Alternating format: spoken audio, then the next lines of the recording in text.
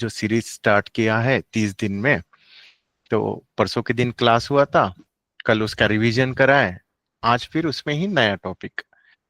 हमारा जो सीरीज चल रहा है टिम्बर गीता, फिफ्थ डायमेंशन का आध्यात्मिक विज्ञान का, ये दूसरा क्लास है। आज का विषय है वैराग्य और आध्यात्मिक जिज्ञासा। ठीक। तो जैसे कि हम इसमें देखते हैं, हम टिम्बर पुरुष के कहानी से होकर फिर आगे में देखते हैं श्लोक वगैरह। तो इसमें टिम्बर पुरुष का कहानी में क्या बता रहे हैं वो देखते हैं। जैसे हमने पुराने इसमें देखा था कि वो जो सुख दुख के पार, तो बचपन में ही वो सुख दुख वाला समझ लिया था उन्होंने। तो और जैसे बचपन में हम खेल कूद में रहते हैं ना, बट हमारे टिम्बर पुरुष ने बचपन में ही जान लिया था ये सुख दुख जो है ये मन का खेल है, मैं तो मन से परे वाली चीज हूं, ऐसा। तो इसमें अभी और आगे क्या जाना उन्होंने, क्या जुड़ पाया उसी कहानी को आगे बढ़ाते हैं और इस पे फिर हम डिस्कस करेंगे। ठीक। टिम्बर पुरुष अब संसार के भोग से धीरे धीरे हटने लगता है। वह देखता है कि भौतिक सुख अस्थायी है और मन का अस्थिर होना हमेशा दुख देता है। संसार में सुख दुख का चक्र उससे भीतर से बेचैन करता है। यह वह यह वह समय है जब वैराग्य, संस्कृत में जिसका मीनिंग है विरक्ति, की शुरुआत होती है। सांसारिक वस्तुओं से अनासक्ति होती है और आत्मा की ओर बढ़ने लगते हैं। टिम्बर पुरुष की आंखें खुलती है और उन्हें यह समझ आता है कि जीवन का सच्चा उद्देश्य भौतिकता से परे है। जी। तो ये मतलब टिम्बर पुरुष ने ये जान लिया था, उनको बचपन में ही पता चल गया था। जिस चीज को जानने के लिए हम अपना मतलब मुझे जब पता चला कि 30-40 साल के उम्र में पता चला कि अरे ये तो हमारा जीवन तो ये है ही नहीं, खाओ पियो ऑफिस जाओ शादी करो बच्चे करो, और ये जो वैराग्य आना चाहिए वो उनको पहले ही आ चुका था। और उनको पहले ही वो जान चुके थे कि हमारा जीवन का सही उद्देश्य ये भौतिकता के सुख में पड़े रहना नहीं है। हमारा जीवन का उद्देश्य इससे ऊपर उठ के उस परमात्मा की ओर आगे बढ़ने का है। तो उनके भीतर विरक्ति आ गई इन संसार के चीजों के प्रति। ये मटेरियलिस्टिक जो है ना लाइफ वाला, ये चाहिए वो चाहिए, ये सुख दुख आ रहे उसके लिए परेशान हो रहे, तो वो उससे ऊपर उठ गए। तो जो जानने के लिए बहुत ज्यादा समय लगता है, उन्होंने वो चीजें बहुत पहले ही जान ली थी। ठीक। इसको संस्कृत के श्लोक में हम समझेंगे। वैराग्यम परम साधनम मोक्षय मोक्षाय पराम गतिम यस्मद्वैराग्य संपन्ना स सुख न संशय सदा। अर्थ, वैराग्य मीन्स संस्कारों का त्याग ही मोक्ष प्राप्ति का परम साधन है। जिसने वैराग्य को प्राप्त कर लिया वह सदा सुखी रहता है, उसमें संशय नहीं रहता है। तो जैसे टिम्बर पुरुष ने वैराग्य को प्राप्त कर लिया, उनके भीतर वो विरक्ति आ गई कि संसार के वस्तु है, उनके प्रति आसक्ति मिट गई। तो यही मार्ग है, यही परम साधन है।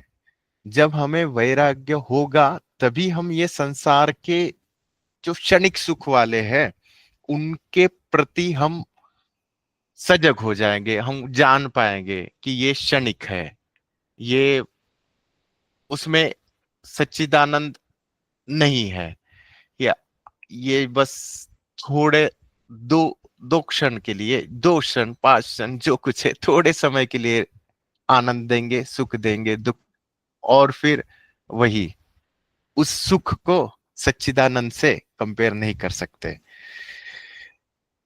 ये ही वैराग्य पड़ाव है, पहला पड़ाव है। जब हम जान पाते हैं, हम उठ पाते हैं, मन बुद्धि अहंकार से उठ पाते हैं, हम जान पाते हैं चीजों को। ये पड़ाव आध्यात्मिक प्रगति के लिए बहुत जरूरी है। हम संसारिक वस्तुओं का त्याग करके ऊपर उठने के लिए वैराग्य आना जरूरी ही है। जब परमात्मा चाहता है ना कि आपको उसके प्रति प्यार हो जाए और आप आध्यात्मिक प्रगति की करो, तो आपकी अगर समझ नहीं भी बढ़ रही है ना, तो परमात्मा प्रकृति ही ऐसे कुछ सिचुएशन बनाती है कि आपको एक दिन लगेगा, अरे यार ये सब तो कैलकुलेशन जम ही नहीं रहे, ये भी नहीं जम रहा, वो भी नहीं जम रहा। तो ये वैराग्य भीतर से आ जाएगा। जैसा कल चल रहा था, वो मनु दीदी बोल रही थी कि कुछ भी नहीं चाहिए मुझे, क्या चाहिए मुझे नहीं चाहिए, किसी से बात करने का मन नहीं होता। ये तो ये है ना, ये पड़ाव है। ये पड़ाव है हमारे आध्यात्मिक जर्नी का। तो ये आता ही है, विरक्ति आती ही है संसार से। ये पड़ाव को समझ के हमको आगे बढ़ना है। ठीक। नेक्स्ट, अगर हम इसको वैज्ञानिक दृष्टि से समझना है, मनोवैज्ञानिक दृष्टि से, तो कैसे काम करता है ये। क्योंकि हम अगर ये चीजें समझ रहे हैं ना, तो आध्यात्मिक विज्ञान के तौर पे समझ रहे हैं, तो हम अध्यात्म भी समझेंगे, विज्ञान के हिसाब से भी समझेंगे, और हमारे अनुभव के साथ भी समझेंगे। तो पूरा पूरा कंसेप्ट क्लियर होके हम आगे बढ़ेंगे। ऐसा नहीं भैया किधर तो भी लिखा है मैंने समझ लिया हो गया खत्म, ये लोग बड़बड़ कर रहे हो गया खत्म, ऐसा नहीं। उसको पूरा तरीके से अच्छा से समझ के हम आगे बढ़ेंगे। ठीक। तो वैज्ञानिक दृष्टि से जब हम समझ रहे हैं, तो क्या है वैराग्य का मतलब? वस्तुओं, अनुभवों और परिणामों परिणामों से लगाव कम होना। यह मस्तिष्क और भावनाओं में स्थिरता लाता है। तो यही बोला गया है। वैराग्य, वैराग्य मतलब जो भी वस्तुएं है, जो भी अनुभव है, जो भी परिणाम हो रहे हैं, उससे लगाव कम हो जाना। कम हो जाना मतलब यही कि नहीं चाहिए यार, ये सब संसार नहीं चाहिए, कुछ करने का मन नहीं करता, ना अनुभव चाहिए, ना मैं पढूं, ना मैं ऑफिस जाऊं, ना मैं कुछ काम करूं, ना पैसा कमाऊं, ना ये खाना है, ना पिक्चर देखना है, ना मुझे गाड़ी बंगला, कुछ भी सुख दुख नहीं चाहिए। ये जब आता है ना, ये सभी, तब हमारा इन सभी के प्रति जो लगाव है वो कम हो जाता है। ये है असली वैराग्य। नहीं चाहिए, दुनिया ही नहीं चाहिए, संसार ही नहीं चाहिए, इस प्रकार। तो ये वैज्ञानिक दृष्टि से उन्होंने जो बोला है ना, न्यूरोबायोलॉजी में, वो क्या बोल रहे हैं, जब हम अनावश्यक इच्छाओं को छोड़ देते हैं, तो मस्तिष्क में तनाव कम होता है और शांति का हार्मोन सेरोटोनिन बढ़ता है। तो देखो, साइंस भी यही बता रहा है कि अनावश्यक इच्छाओं को हम छोड़ दे रहे हैं, कि ये चाहिए वो चाहिए ये वाला हमने छोड़ दिया, कि अनावश्यक जो नहीं है फिर भी उसके पीछे दौड़ रहे, धूप दौड़ धूप कर रहे, ये मिल जाए तो सुखी, वो मिल जाए तो सुखी। हाँ, ये ऐसा भी नहीं है कि हम सब कुछ छोड़ देंगे तो फिर, लेकिन अनावश्यक बोला गया है। जो चीजें नहीं रहेंगी फिर भी हमारा गुजारा हो ही सकता है, अच्छे से हम आनंद से जीवन जी सकते हैं। अगर हम उनके पीछे उन इच्छाओं को छोड़ दें, तो साइंस भी ये बोल रहा है कि हमारे भीतर जो शांति का हार्मोन है, सेरोटोनिन, वो बढ़ता है। तो भीतर भी, शरीर के भीतर भी वो हार्मोन बढ़ के ऑटोमेटिकली शांति का एहसास हो रहा है। मतलब अध्यात्म तो बोल ही रहा है कि ये सब जंजाल छोड़ दे भैया तो शांत हो जाएगा। विज्ञान भी सहमत है उस चीज से कि ऐसा अगर करोगे तो हार्मोन सेरोटोनिन बढ़ेगा और आप शांति महसूस कर पाएंगे। ठीक। उसमें ऊर्जा का विज्ञान क्या बोल रहा है, हमारे 5D में जो ऊर्जा का विज्ञान है, उसकी क्या समझ है। वो बोल रहा है वैराग्य से ऊर्जा का प्रवाह बाधा रहित होता है, नकारात्मक ऊर्जा कम होती है, सकारात्मक ऊर्जा का संचार होता है। देखिए, हम हमारी समझ जब बढ़ती है तब हमें पता चलता है कि ऊर्जा ही है। मेरा मन बुद्धि शरीर तो है ही नहीं, मेरा नहीं है तो आपका नहीं है, किसी का भी नहीं है। ये ऊर्जा ही सब काम करती है।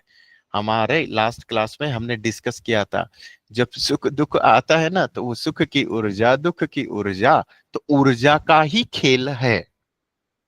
तो क्या होगा है ना, तो वैराग्य जब उत्पन्न होगा तो जो ऊर्जा का जो प्रवाह आ रहा है वो बाधा रहित होगा।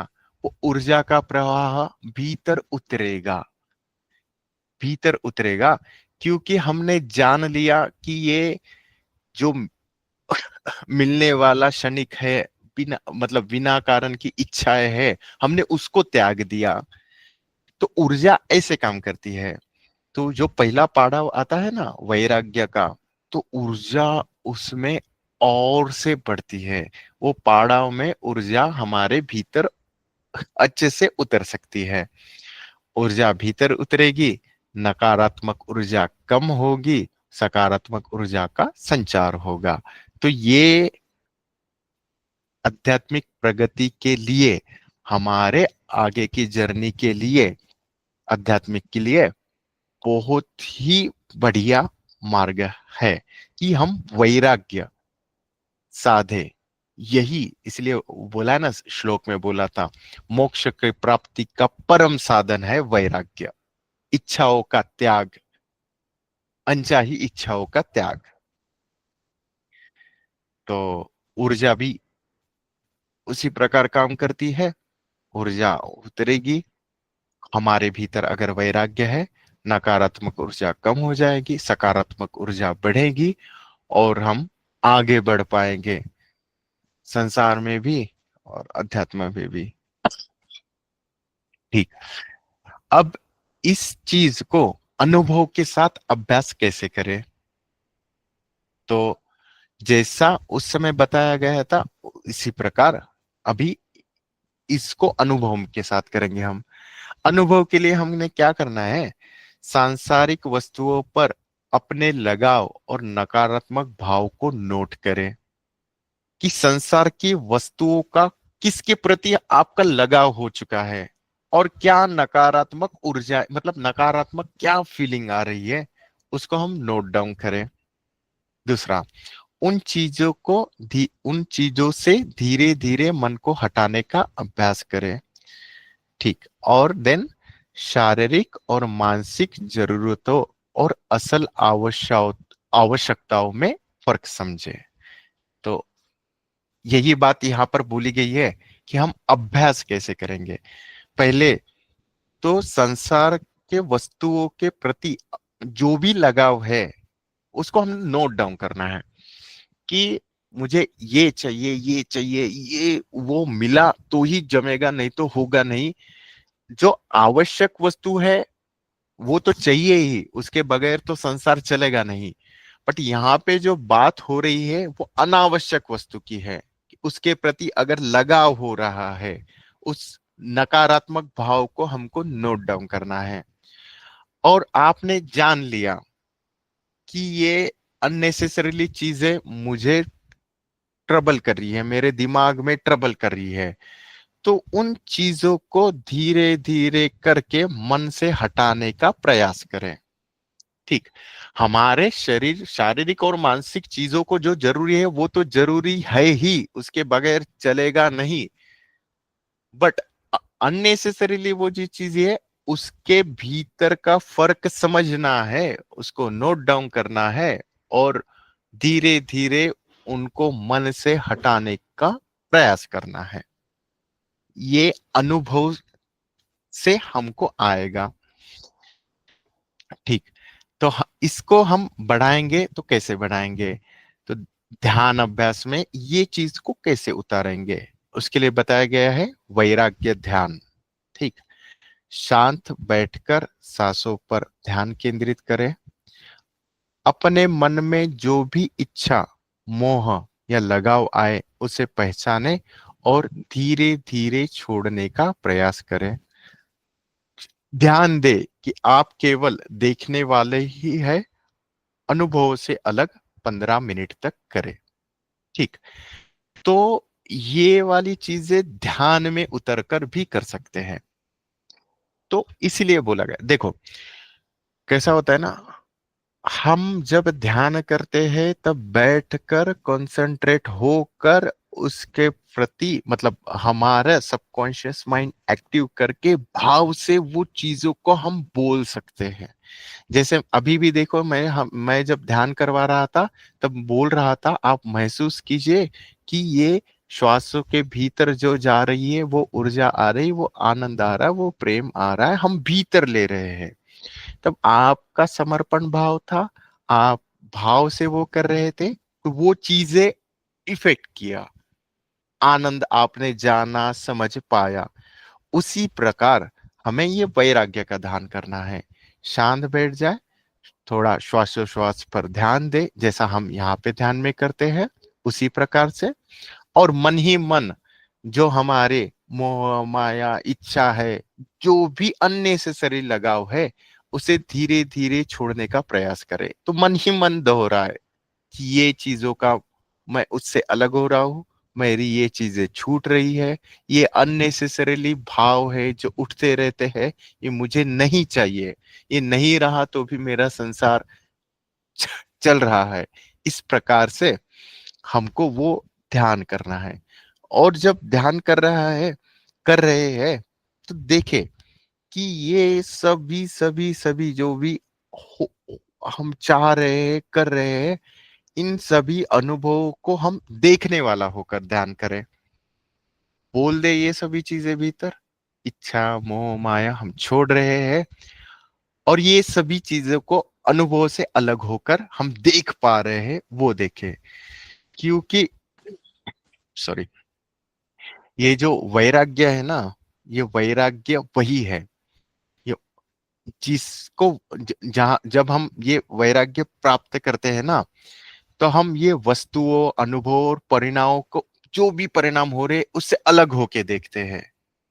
जैसा कल हमने देखा था, अलग होके, अरे ये सुख दुख तो मन बुद्धि को आ रहे हैं, मैं तो उससे परे वाली चीज हूं, तो हमको हिला ही नहीं सकते हैं।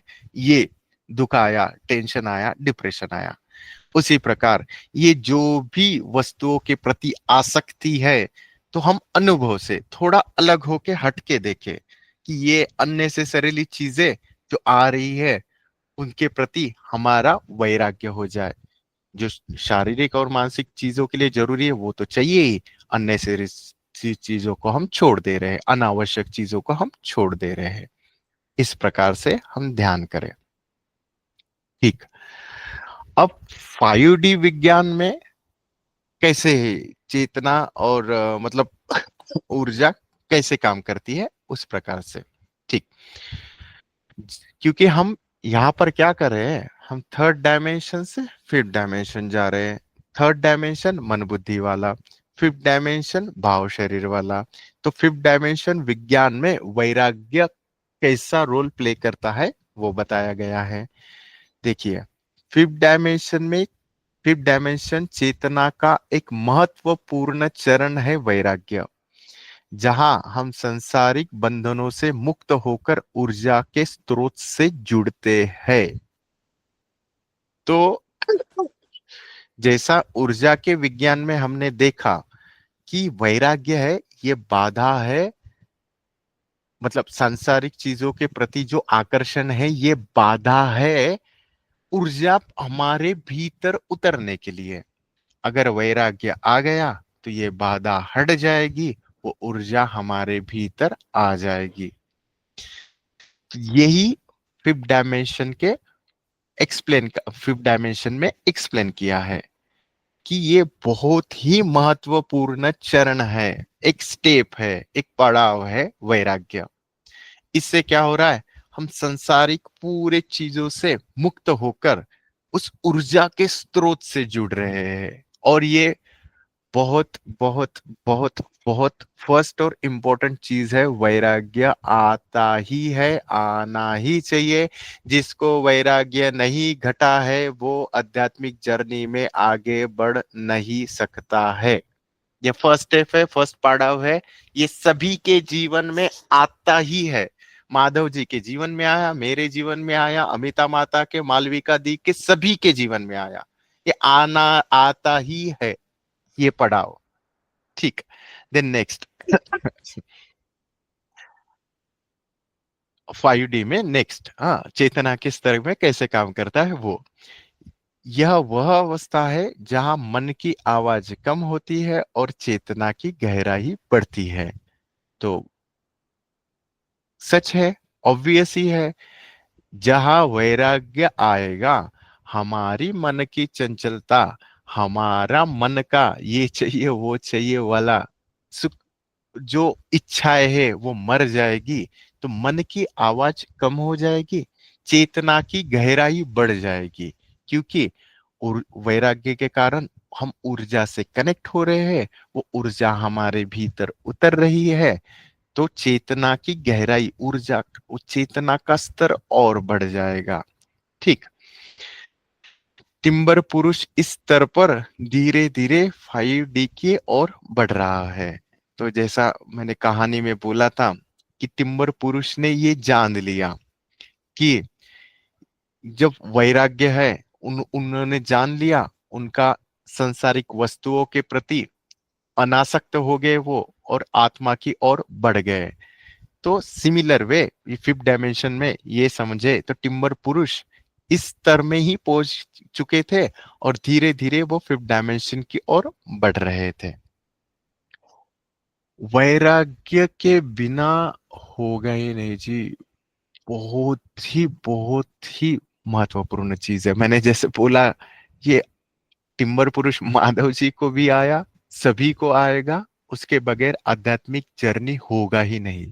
क्योंकि यहाँ पर है ना, हम जान पाएंगे संसारिक चीजों के प्रति मोह माया हटनी ही चाहिए। अगर नहीं हटी तो हम उसी में उलझ पड़ रहे हैं, उसी में खाना पीना सोना। देखो, वो बोलते हैं ना कि भैया खाना पीना सोना बच्चे पैदा करना ये तो प्राणी भी करते हैं। तो प्राणियों से ज्यादा हमको क्या, अगर परमात्मा ने बुद्धि दी है, फिर भी हम वही अगर जीवन जी रहे हैं, पैदा हो गए, एजुकेशन कर लिया, खा रहे पी रहे, बच्चे पैदा कर रहे, मर रहे, तो उनमें और हम में कुछ भी अंतर नहीं है। हमारे जीवन का उद्देश्य ये नहीं है। ये अगर जान लिया और ये सांसारिक वस्तुओं के प्रति वैराग्य जागृत हो गया, पहली पायरी, पहली स्टेप हमने चढ़ गई। और ये वैराग्य आना भी छोटी मोटी चीज नहीं है। जो यहाँ पे जुड़े हैं, जो समझ पा रहे चीजों को, संसार में रह के संसारिक वस्तुओं का वैराग्य बहुत बड़ी चीज है जी। नहीं तो सभी लोग चल रहे हैं चूहों की रेस में, मेरे को पहुंचना है, ये करना है, बाजू वाले ने गाड़ी ली, मैं कब गाड़ी लूंगा, चले पड़े हैं वही। जबकि पता है ये सब छोड़ छाड़ के वापस मरना भी है। हम तो मरते नहीं है, हमने तो जान लिया कि ऊर्जा अपना शरीर मतलब कपड़ा बदलती है। बट उनके भाषा में बोल रहा हूं, जाने हैं ये सब जमा करके क्या करूंगा, थोड़ा बहुत मैं मस्ती करूंगा, मेरे बीवी बच्चों के साथ मस्ती करके, बाकी सब बच्चों के नाम पे छोड़ के मरना ही है, फिर भी कल लगे पड़े हैं। देखिए, तो ये आश्चर्यजनक बात है ना। अगर इस चीज को समझ गए तो फिर वो गौतम बुद्ध जैसे हो जाएंगे ना। उन्होंने देख लिया था कि शव यात्रा जा रही थी और क्वेश्चन कर लिया, ये तो मरना ही है, मरना ही है, तो भैया मैं तो अलग कुछ करता हूं ना, इनके रैट रेस में, इनके घोड़ दौड़ में क्यों चलूं। सभी लोग वही घोड़े दौड़ा रहे, लगे पड़े हैं, ये कर लूं तो सुखी, वो मिल जाए तो सुखी।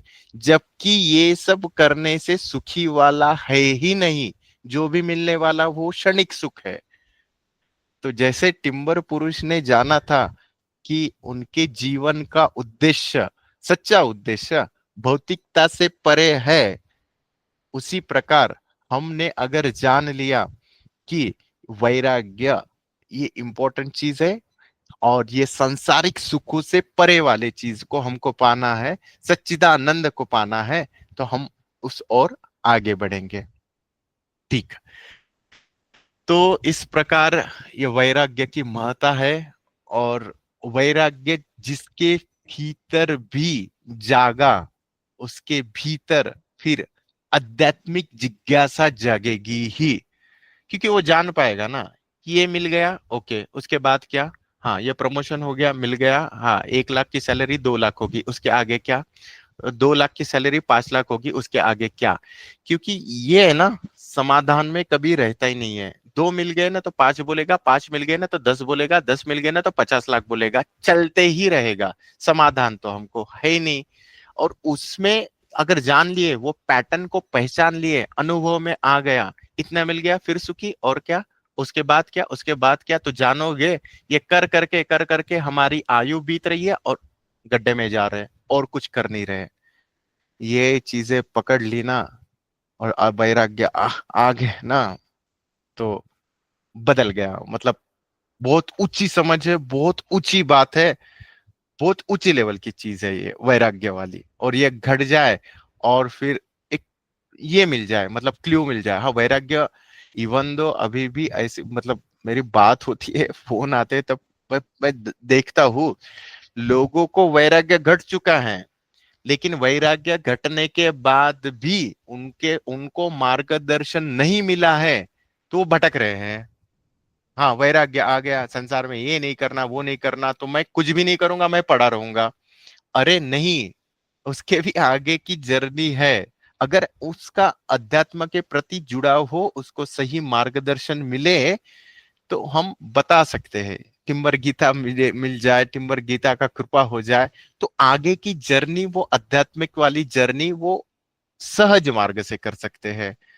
अगर ऐसा ज्ञान, टिम्बर गीता का ज्ञान जो हमें मिला, वो मिल जाए, तो वो वैराग्य जिसको हो गया है ना, जिसको संसार के प्रति छूट गया है सब कुछ, उस सही पॉइंट पे अगर वो मिल जाए ना, टक करके उसी समय, तो वो देखो कैसा प्रगति कर सकता है, अध्यात्म में भी और संसार में भी।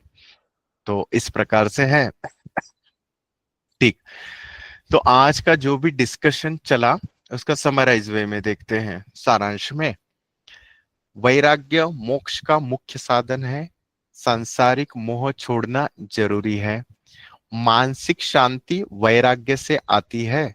शरीर और मन स्थिरता, सॉरी, शरीर और मन में स्थिरता होती है। ओके। फिफ्थ डायमेंशन में पहुंचने के लिए वैराग्य अनिवार्य है। ऊर्जा का सशक्त प्रवाह संभव होता है। तो मैं बोला ना, ये बहुत बड़ी स्टेप है, ये आना ही चाहिए। मैं तो अभी पढ़ रहा हूं, लेकिन पहले ही बोला था, क्योंकि ये अनुभव की बात है, मेरे अनुभव की, माधव भैया जी के अनुभव की। जो भी अनुभव करके आए, वो बता सकते हैं कि ये कितना कितना कितना इम्पोर्टेंट है। ठीक। इसलिए वैराग्य मोक्ष का मुख्य साधन है। सांसारिक मोह छोड़ना बहुत जरूरी है। और मानसिक शांति वैराग्य से आती है। तो वैराग्य से आएगी ना, देखो, वैराग्य में हम क्या कर रहे हैं, हमारे जो डेली जीवन के लिए लग रहे हैं, वो चीजें तो हमारे पास है ही।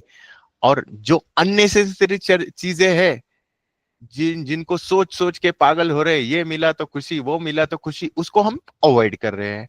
उसको अवॉइड करने से मानसिक शांति तो ऑटोमेटिक आनी ही है ना, क्योंकि हम ओवर थिंकिंग में, अनावश्यक चीजों में अनासक्ति करके खुद को बिगाड़ रहे हैं। तो उसमें और डिसबैलेंस हो रहे हैं। इससे मन की शांति हम बिगाड़ रहे हैं। वैराग्य से मन की शांति आ जाएंगी, शरीर और मन में स्थिरता आ जाएंगी। फिफ्थ डायमेंशन में तो वैराग्य अनिवार्य ही है, क्योंकि फिफ्थ डायमेंशन में जब हम जाते हैं तो हमारा भाव शरीर एक्टिव रहता है और वहां पर ऊर्जा ही काम करती है। वैसे तो ऊर्जा अभी भी ऊर्जा ही काम करती है, लेकिन भाव शरीर एक्टिव रहता है तो हम जान पाते हैं उस ऊर्जा के प्रवाह को। तो इसलिए वो बहुत ही इंपॉर्टेंट चीज है वैराग्य घटना, जब फिफ्थ डायमेंशन में जाने के लिए। ठीक। अब इसके लिए, वैराग्य के लिए हमने क्या अभ्यास करना है? ठीक है, जैसा पहले बताया गया था, वैराग्य का ध्यान, ध्यान जो है वो जरूर करना है। शाम को वैराग्य का ध्यान करें। और धीर ये देखिए, ये अभ्यास जब बोल रहा हूँ, होमवर्क जब बोल रहा हूँ, ये ऐसा मैंने बोल दिया तो नेक्स्ट पल में ही हो जाएगा ऐसा नहीं है, इसका थोड़ा सा अभ्यास करना पड़ेगा। तो रोज एक वस्तु या इच्छा को मन से हटाने का प्रयास करें। डेली शाम को वैराग्य का ध्यान जरूर करें और लिखे कौन सी वस्तुएं, कौन सा भाव आपने छुटकारा पाया है, और अपने मन में शांति और स्थिरता का अनुभव करें।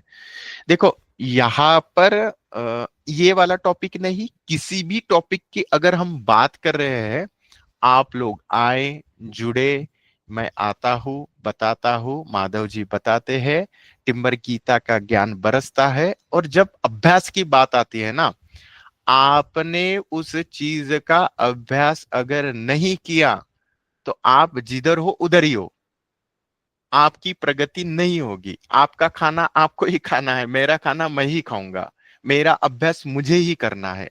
तो ये जो अभ्यास बता रहे हैं, आप अगर देखिए 10-15 मिनट का तो ध्यान बता रहे हैं ना, तो बाकी तो लगे ही पड़े हैं ना हम संसार में। तो 10-15 मिनट निकाल के खुद के लिए अगर समय नहीं दे सकते, अभ्यास नहीं कर सकते ना, तो जिधर है उधर ही है। तो ये बहुत बहुत बहुत इंपॉर्टेंट चीज है। मैं अगर बोल रहा हूं ना कि 30 दिन अगर सुन के 30वें दिन, मतलब 30वें क्लास में जगत मिथ्या का अनुभव करा के ही छोड़ेंगे, तो उसके लिए आपने इस चीजों को भी गौर करके, ये जो भी होमवर्क बताया जाता है, जो भी अभ्यास बताया जाता है, वो जरूर करे। नहीं तो आएगा, सेम चीज हो जाएंगी ना कि आ रहे बैठ रहे प्रवचन जैसा, मैं प्रवचन दे रहा हूँ, आप प्रवचन दे के बड़बड़ करके जा रहा हूँ, आप लगे पड़े हैं, अरे भैया आते हैं शाम में कुछ तो भी बड़बड़ करके जाते हैं, जिधर के उधर ही रहोगे जी, प्रगति नहीं होगी। अगर हमको प्रगति करनी है संसार में, अध्यात्म में, 10 मिनट 15 मिनट तो निकाल के दे ही सकते हैं, उतना तो कर ही सकते हैं परमात्मा प्राप्ति के लिए। आगे बढ़ने अगर चाहे तो, दिल से अगर चाहे तो ये बहुत इंपॉर्टेंट है। आप जो भी होमवर्क बोला जाता है वो कीजिए। और ये इतना भी ऐसा नहीं है कि मैं बोल रहा हूँ कि ये मतलब 10 किलो उठाओ और पहाड़ी पे चढ़ो, करना ही क्या है, चलते फिरते ऐसा कल का जो था, चलते फिरते अपने विचारों को देखना था, पहले क्लास का जो होमवर्क था, चलते फिरते विचारों को देखना था, नोट डाउन करना था, कुछ सुख आए दुख आए तो पॉज होना था, साक्षी भाव में उसको देखना था, हो गया, इतना सिंपल। अभी भी जो बोल रहा हूं तो क्या है, बैठना है और देखना है हमारे भीतर जो भी निगेटिव वे से आ रहे, सॉरी क्या जो अनावश्यक आ रहे हैं मोह माया वाले, उसको छोड़ना है, ध्यान में भाव करके कि नहीं ये चीजें नहीं चाहिए। और नोट डाउन करना है कि हाँ मैंने ये चीजें अननेसेसरी थी मेरे लाइफ में, इसको हम छोड़ रहे हैं, ये हटाने का मैं प्रयास कर रहा हूँ। लिखे, लिखने के लिए इसलिए बोलता है, जब हम बोलेंगे लिखेंगे ना, तो आपको पता चलेगा कि क्या क्या चीजें छूट रही है। तो नहीं कॉपी पेन लिए तो नोट पैड रहता है ना, मोबाइल में नोट कर देना, 2 शब्द लिखने के लिए व्हाट्सएप पे तो लगे पड़े रहते, रील्स पे तो लगे पड़े रहते, नोट डाउन कर लीजिए। इजी वे से बोल रहा हूँ, बाकी उसकी मर्जी आपकी मर्जी, है ना। तो ये था हमारा वैराग्य से रिलेटेड। अभी अगले क्लास में क्या मिलेगा हमको, ठीक है, अगले क्लास में ये होगा आध्यात्मिक जागरूकता का विकास, मन के भ्रमों का नाश, आत्मा के अनुभव की शुरुआत। मैं यही, वैराग्य अगर आ गया ना तो बीज पड़ गया है, आगे के मार्ग का बीज पड़ गया है। इसीलिए ये वैराग्य बहुत जरूरी है। वैराग्य आ गया उतर गया वैराग्य, तो आध्यात्मिक विकास होना ही है, जिज्ञासा बढ़नी ही है। मन के जो भ्रम है उनका नाश करके हम आत्मा के अनुभव की ओर आगे बढ़ेगी ही। ठीक। अभी है हमारा टिम्बर गीता से संबंधित श्लोक। इस टिम्बर गीता में इसके प्रति क्या श्लोक है, हम कैसा प्रार्थना कर सकते हैं, उस वो बताया गया है। संस्कृत में श्लोक है, मामेम मद्भक्ता पदम कुरु मा त्वाम प्रपद्ये, न त्वम मे शत्रु सत्वत्वेष धर्म एव च तव। अर्थ है, हे ईश्वर, मैं तुझसे प्रार्थना करता हूं कि मैं तेरी भक्ति के पथ पर चलूं। तू मेरा शत्रु नहीं है, बल्कि मेरा धर्म है। यह श्लोक वैराग्य की भावना और ईश्वर के प्रति भक्ति की शुरुआत को दर्शाता है। मतलब हम पड़ाव में चल रहे हैं ना, तो टिम्बर गीता भी इस श्लोक के माध्यम से बोल रही है कि हम उस परमात्मा को जुड़ रहे हैं और सांसारिक चीजों से दूर हो रहे हैं। यही वैराग्य के प्रति भावना और ईश्वर के प्रति प्यार को दर्शाता है। तो ये ओवरऑल वैराग्य और आध्यात्मिक जिज्ञासा का आज का टॉपिक था। तो ने प्रयास किया है समझाएं, तो हम देखते हैं, आपसे पूछते हैं कि क्या समझा है इसमें, आपने क्या जाना और किस हद तक समझ पाए। नहीं समझे तो और हम डिस्कस कर सकते हैं, है ना। तो मनु दीदी आप बताइए तो। हाँ भैया, आपने ये बताया कि बैराग वो चीज होती है जब इंसान को ऑटोमेटिकली अंदर से वो कुछ कुछ चीजें ऐसी लगने लगती हैं कि ये सारी चीजें मोह माया है, हमें इन सारी चीजों से नहीं करना। कुछ चीजें जो बुराई, राग, द्वेष, जो अपने अंदर तमोगुण होते हैं, वो उन सब चीजों से दुनिया की सारी चीजें बुरी लगने लगती हैं। जब इंसान एक बुरे फेज पे होता है तो फिर वो अध्यात्म की तरफ जाता है। जब वो अध्यात्म में से जुड़ता है ना, तो उसका फर्स्ट स्टेज होता है ये बैराग। तो वो फर्स्ट स्टेज मतलब ऑलमोस्ट सभी लोगों को आती है, आपने ऐसा बोला। और बैराग में प्रैक्टिस करना चाहिए कि अपन को धीरे धीरे कुछ कुछ चीजें त्याग करनी चाहिए, उससे ही मन की शांति मिलती है। क्योंकि आपने बताया कि ये साइंस में भी प्रूव दिया है कि जो सेरोटोनिन है और जो साइंस में भी दिया हुआ है, अध्यात्म में भी दिया हुआ है कि सेरोटोनिन की मात्रा तभी इंक्रीज होती है, बढ़ती है, जब वो जब हम कुछ चीजें त्यागते हैं, जब कुछ चीजों की इच्छा, जब हमें बहुत सारी चीजों की इच्छा होती है तो तनाव बढ़ता है, फिर हम इन्हीं सारी चीजों से ऐसा। और आपने बताया कि जब अपन पूरी मोह माया में पड़े रहते तो तब अपन को वैराग्य प्राप्त नहीं हो पाता। वैराग्य जब अपन कुछ कुछ चीजों को धीरे धीरे अपनी लाइफ से कम करते हैं, कुछ जो मतलब तमोगुण बोल सकते हैं, मतलब इन सारी चीजों को अपनी लाइफ से अलग करते हैं, दूर करते हैं, तभी हमें वैराग्य की प्राप्ति होती है। बट भैया मैं एक क्वेश्चन था आपसे। मैं जैन हूँ, हमारे यहाँ तो बैराग उसको बोलते हैं जो भगवान बनने वाला होता है। भगवान बनते हैं उसके पहले बैठ के जो ध्यान में घंटों घंटों, और जिन्होंने घर परिवार छोड़ दिया, हमारे जैन धर्म में उसको बैराग्य बोलते हैं। तो इधर भी तो आप भगवान ही बनने चल रहे हो ना, हमारा नहीं, हमारे ना ये सारी चीजों को टोटली छोड़ देते हैं। बैराग उसको बोलते हैं जब सारी चीजों को, घर परिवार, मोह माया, सारी चीजों, हमारे ना मतलब कि जी। पहले संत बनते हैं, संत बनने के बाद बोलते हैं कि उनको वैराग्य प्राप्त होता है। मतलब जो हमारे धर्म में बताया गया कि हाँ जी। नॉर्मल अपन श्रावक में रह के, ह्यूमन जैसे अपन है, इसमें रह के वैराग्य को प्राप्त जैसे लिखा है हमारे धर्म ग्रंथों में, उनको बैराग तो नहीं बोलेंगे, ये बोलेंगे कि हाँ, कि त्याग बोल सकते हैं इसको। हाँ तो यही है, देखो, जैसे आपके इधर बोला गया है कि सब कुछ छोड़ देगा, घर बार ये सब छोड़ देगा, तब वैराग्य होगा।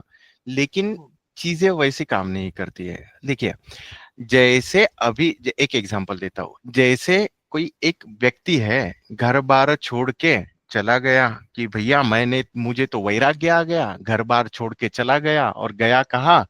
तो एक आश्रम में गया। आश्रम में जाके क्या कर रहा है ना, उधर उधर भी देख रहा है कि आश्रम में वो भाई है ना, दूसरे वाले साधक भाई, उनको एसी वाला रूम मिला है और मेरे को पंखे वाला रूम मिला है, तो मुझे एसी वाला रूम मिल जाए।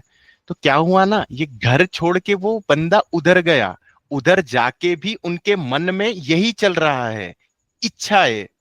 तो फिर ये घर छोड़ने वाला वैराग्य नहीं हुआ ना, उधर नहीं जाके भैया भी जी, वही चीज हमारे कर रहा है। यहाँ, भैया हाँ, हमारे यहाँ नहीं होता। हमारे साधु संत का तो त्याग रहता है, लाइट में नहीं बैठ, लाइट की चीजों में नहीं चलाते हैं, ये पंखा नहीं चलाते हैं, पैदल चलते हैं, नहीं नहीं, मैं पैदल मैं ही बताता हूँ, रहते नहीं नहीं, उसमें कंप्लीट तो करने दीजिए। हैं।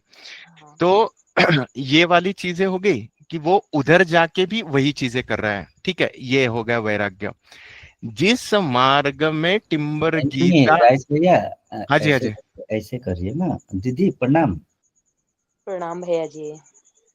हाँ, वो तो आपको लगता है और बताया गया है, और आपकी अनुभव से बताइए। वैराग्य मीनिंग तो क्या होता है कि हमको ये पता चल गया ये तो सब नौटंकी है। अब उसके हाँ लिए भैया। पंखा ना हम करने से, उसके लिए फिर सब परिवार छोड़ने से, परिवार छोड़कर भी खाना तो पड़ेगा ना शरीर को। तो परिवार में बैठ के खाए या जंगल में बैठ के खाए, बात तो एक ही है। अब यहाँ तो वो होती है अंदर की बातें क्या हो रही है, वो तो है ना असल बात, मीनिंग तो हाँ बाहर भैया। से दिखावा इस तरह करेंगे तो घर परिवार छूटेगा, तो घर परिवार सब लोग नहीं छोड़ पाएंगे, तो सब लोग को ज्ञान नहीं मिलेगा, तो उन लोग आगे बैठ पाएंगे। बात हम्म। नहीं समझे? हाँ। तो एक्चुअल में ये चीज तो हम लोग को तो समझ में इजीली आना चाहिए। हाँ। आपको आ गया समझ? हाँ, मतलब हमारा कहने का मतलब कि बैराग हम लोग को बचपन से, हम छोटे थे तो हमारे ना तो ये बताया जाता कि ये धर्म गुरु को जो होता है वो बैराग होता है, इसको हमारे यहाँ हाँ त्याग बोलते हैं, ऐसा। हाँ, जैसे कि मूर्ति में ही भगवान है जैसा लगता था ना बचपन में, तो फिर अब अध्यात्म में आने के बाद फिर और हाँ भगवान तो है लेकिन कुछ और तरीका से है। हाँ है, कुछ और तरीका से है। इस तरह ही वो कुछ और तरीका से है। तो बताया गया चीजें जो भ्रमित है अभी तक,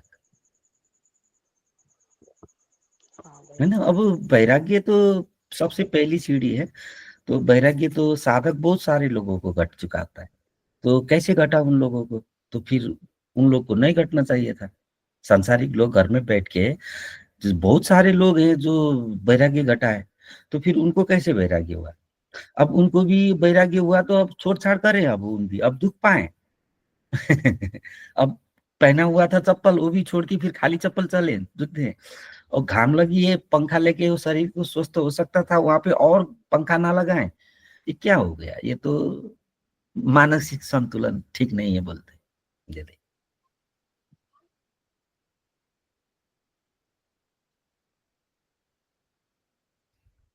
जी दीदी, ध्यान में आया आपको? हाँ आप हो हाँ उधर? हाँ। हाँ, ये है असली वैराग्य का, असली वैराग्य। ठीक। नेक्स्ट, गगन दीदी आप हो उधर? गगन दीदी नहीं है। अच्छा जी, नमन भैया जी आप हो उधर? नमन भैया। हाँ जी भैया जी। हाँ जी, हाँ जी, प्रणाम जी। बताइए प्रणाम। तो, आपको मतलब क्या ध्यान में आया? मेरे को हाँ ध्यान में भाई, भैया जी, जैसे तो समझा दी वैराग्य का मतलब है अभी अनचाही चीजों से मतलब कि ध्यान नहीं देना और उसे त्यागना ना। बट अनचाही चीजों की कैटेगरी आप अगर थोड़ी सी बता दें, जैसे कि क्योंकि माया, पैसा, क्योंकि ये तो लाइफ में बहुत जरूरी है। अगर कोई इन फ्यूचर बीमारी है, कोई हॉस्पिटल में काम, कोई भी अगर, क्योंकि माया तो जरूरी है ना। हाँ जी, और चाहिए उसके ना। वो तो चाहिए, वो नहीं रहेगा, मैं ऑफिस नहीं जाऊंगा तो खाना क्या खाऊंगा, लोग आके मेरे को खिलाने वाले नहीं है, वो तो करना ही है। लेकिन कैटेगरी क्या होगी जो तैयार आप ही होगी? देखो, अनचाही चीजें, अनावश्यक चीजें, मेरे को रहने को घर चाहिए, खाने को ये चाहिए, वो, लेकिन समाधान वृत्ति से अगर हम चाहे तो ठीक है। बट देखो, अनचाही चीजें मतलब क्या बोलते, दिखावे में जाके शो ऑफ करके, जैसा मेरे ओके पास ओके। आने, हाँ, शो ऑफ वाला जो रहता है ना, समाधान नहीं रहना चीजों का। इसीलिए तो बोला है, हम्म, मानसिक और शारीरिक आवश्यक चीजों को तो चाहिए ही, उसको नहीं छोड़ेंगे। उसको छोड़ेंगे तो भैया मर जाएंगे ना हम। मैं छोड़ दूंगा कि भैया हम पैसा नहीं कमाऊंगा, तो नहीं नहीं नहीं, पैसा कमाना है। मैं भी ऑफिस जाता हूँ, पैसा कमाता हूँ, बट जरूरत से ज्यादा, लगभग लगभग लगभग करके, ठीक है। हाँ है, सफिशिएंट, मतलब डिसेंट सैलरी है, आ रहे हैं, खा रहे हैं, एंजॉय कर रहे हैं, एंजॉय इन द सेंस खा पी कर हमारे परिवार को भी संभाल के ये कर रहे हैं। बट अगले इसका वाले ने मतलब बीएम, हाँ बोलता हूं ना, अगले वाले ने बीएमडब्ल्यू लिया, तो मैं लोन लेके बीएमडब्ल्यू लेने के लिए चक्कर में पड़ रहा हूँ, लोन लेके बंगला बनाने के चक्कर में पड़ रहा हूँ, जबकि हम रह रहे थे। दे अननेसेसरीली चीजें जो कि आपको बर्डन आए। जीना जी तो जी है, लेकिन अननेसेसरीली चीजें का। मेरे पास तो देखो, काम तो वही करता है ना। घड़ी मेरे पास अभी है भैया, 500 की चीज है तो हाँ हाँ हाँ, घड़ी है, 500 का भी चीज करती है, 2 लाख की भी घड़ी है, तो मैं अननेसेसरीली भैया ये मिल जाए तो सुखी, वो मिल जाए तो, देखो, काम निकल रहा है। तो शो ऑफ वाली जो चीजें है अननेसेसरीली, फिर वो इच्छाएं जी इच्छाएं बन बन के है ना, वो डिस्टर्ब करती है। तो वो क्या होगा ना फिर, वो ईर्ष्या में चला जाएगा, अरे भैया इसके पास है, मेरे पास क्यों नहीं है, हम वो भाव उठा देंगे, और वो भाव उठा के, और फिर उसमें क्या बोलते रहे, अननेसेसरीली चीजें कर करके लोन लेके, जलन में जी खुद को मन खट्टा करके, खुद का ही हम मन अस्थिर कर लेंगे। ये वाली चीजें जी होती है। जी जी। समझ डेली गया लाइफ जी, में समझ चाहिए, हाँ हाँ जी, डेली लाइफ में जो चाहिए वो तो चाहिए ही। मैं भी खाना खाता हूँ, जी मैं भी ऑफिस जाता हूँ, मुझे भी सैलरी मिलती है, वो तो करना ही है जी। हाँ क्योंकि जी हाँ जी। हमारा जो मार्ग है ना, संसार में रह के अध्यात्म का मार्ग है। सब छोड़ छाड़ के भी नहीं जाना, विरक्त भी होना है। तो सभी जो अननेसेसरी चीजें, अनावश्यक चीजें, उसके प्रति विरक्त होना है। ठीक है जी, ठीक है। ठीक, एक जो लग रही एक है, हाँ सवाल जी, हाँ जी, हाँ जी, बोलिए। एक एक सवाल होता है, जैसे अपन ने जो टिम्बर गीता है ये अपने हाँ जो जी, अभी, तो ये इन फ्यूचर में एक धर्म भी बनेगा, जब बन सकता है? नहीं, धर्म किसका बनेगा? ये धर्म जो बनता है ना, वो इसका बनता है, क्या बोलते हैं, मन बुद्धि शरीर वालों ने धर्म बनाया। तेरा ये धर्म, मेरा ये धर्म, मेरा वो धर्म, मन हम्म, बुद्धि शरीर में आओगे ना, तब तब करोगे। ये सिख है, ये ईसाई है, ये है। टिम्बर जी जी गीता जी तो परम शून्य है जी। ये मन बुद्धि शरीर से ऊपर उठ के है। टिम्बर गीता के अंडर सभी धर्म आ जाएंगे, क्योंकि टिम्बर जी जी गीता परम शून्य से कनेक्ट है, वो तत्व से कनेक्ट है। ये नीचे धर्म क्यों बोल रहे हो ना, कि भैया मैं हिंदू हूँ, दूसरा मुसलमान है, क्योंकि मैंने मन बुद्धि लगा ली, मेरा शरीर अलग, तेरा शरीर अलग, तेरी जात अलग, मेरा धर्म अलग, मेरा धर्म अलग। जब हम टिम्बर हाँ गीता जी की बात कर रहे हैं, हम उससे ऊपर उठ चुके हैं। हम आत्मा की बात कर रहे हैं, ऊर्जा की बात कर रहे हैं, परम शून्य की बात कर रहे हैं। तो ये जी धर्म अलग से नहीं बन रहा है, इसके अंडर ही सभी धर्म है। ये तो जात पात धर्म से ऊपर उठ की बात कर रहे हैं जी, प्रभु जी। जी। समझ गया जी, समझ गया। समझ तो गए ये, ना? हाँ जी हाँ जी हाँ जी। हाँ जी। ठीक है, तो तो इस ऐसा चीज, भी हमको सभी धर्मों वालों को यही बोलना है जी कि ये परम तत्व परम तत्व से कनेक्टेड है, उस शून्य से जी। कनेक्ट है। ये ऐसा मेरा धर्म तेरा धर्म नहीं, हम वो तत्व से मिल रहे हैं डायरेक्ट, इस चीज है का, ना? हाँ, इस चीज का जो आप, जो सच्चाई है जो अभी चल रही है, परम हाँ जी, शून्य हाँ है जी। तो ये सच्चाई, बट इसका ये धर्म के ठेकेदारों को नुकसान बहुत हो सकता है। अरे तो वो तो हम चल रहे हैं ना। ये तो टिम्बर गीता ने बीड़ा उठाया है, इसलिए तो जी निकला जी भी है ना।